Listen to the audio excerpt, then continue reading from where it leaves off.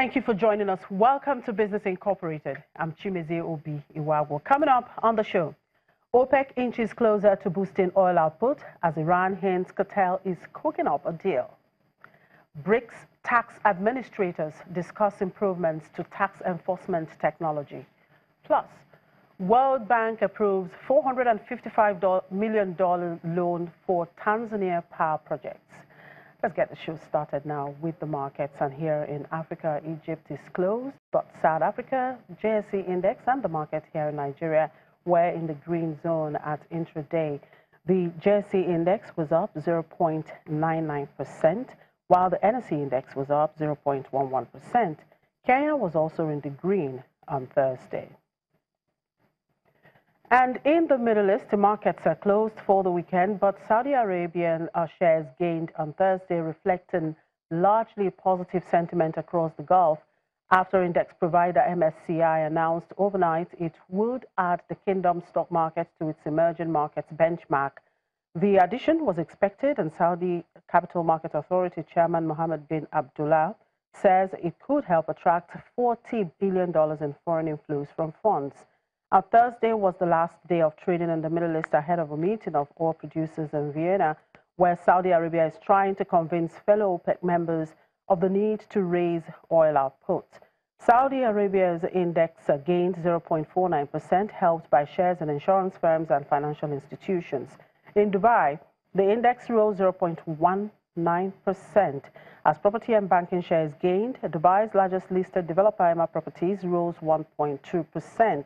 In Qatar, the index rose 0.46% as blue chip industries Qatar gained 1.8%. Abu Dhabi's index was weighed down by telecom and financial shares, closing the day 0.33% down.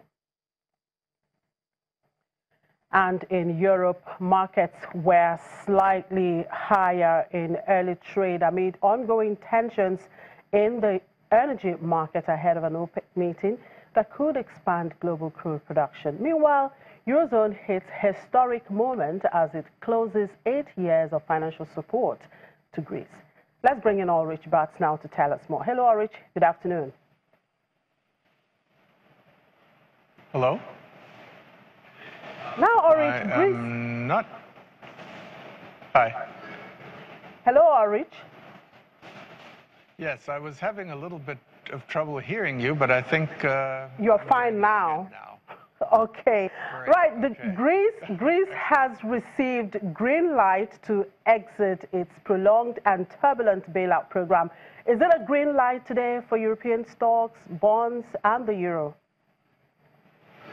Not for bonds, interestingly. Bonds are going down, but I think that's a sign that people are kind of leaving the safe haven that bonds were in the past few days. The DAX, but also the Euro stocks for the general trend here in Europe and also individual European bourses. Wall Street to Tokyo had days-long losing streak, and now it's going back up, and equities are going back up, and the Euro almost touching $1.17, around 116.74, the high point in the morning.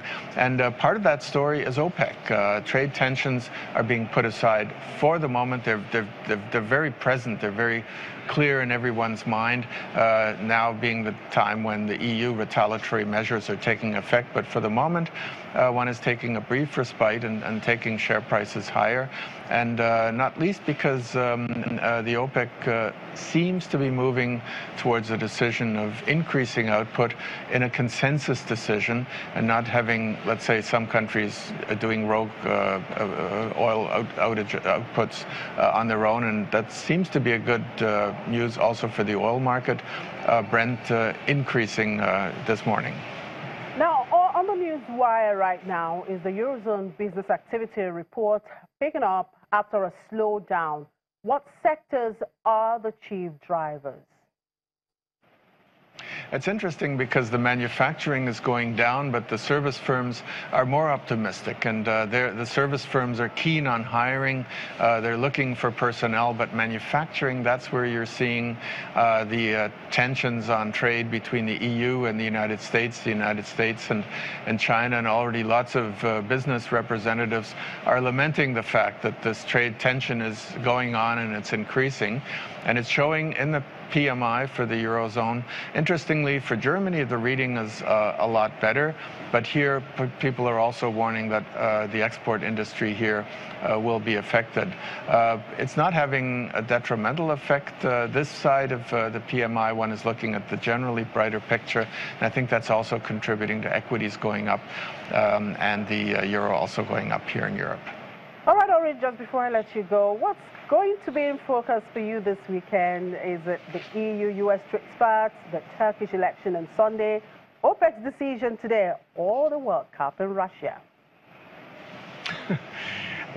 If you ask me that way, of course, the World Cup, I can't put it any other way. You know, Germany is in a make-or-break game tomorrow against Sweden, and I'm going to be glued to the set and watch the countdown. That is the pre-game show and the after-game show. And, of course, everyone here in Germany crossing their fingers for that. But apart from that, that's my personal highlight of the weekend, I think, I hope. But other than that, the Turkish election will be very important for a number of reasons, because it's so important in the realm of migration policy, and it's also important economically and for the defense, for the security policy side. A very important election indeed. And of course, there's a meeting of 10 countries on Sunday on migration policy with the German Chancellor, but also with most of the other countries affected as countries welcoming asylum seekers and then dealing with them afterwards. And that's seen as a very important pre-step to perhaps saving Angela Merkel's government here in Germany ahead of the bigger EU summit in a couple of days. All right, thank you very much. Of course, Nigeria is playing today, and all of us here are in the lookout to see what happens. Thank you very much for your time, Ulrich. Enjoy the rest of the weekend.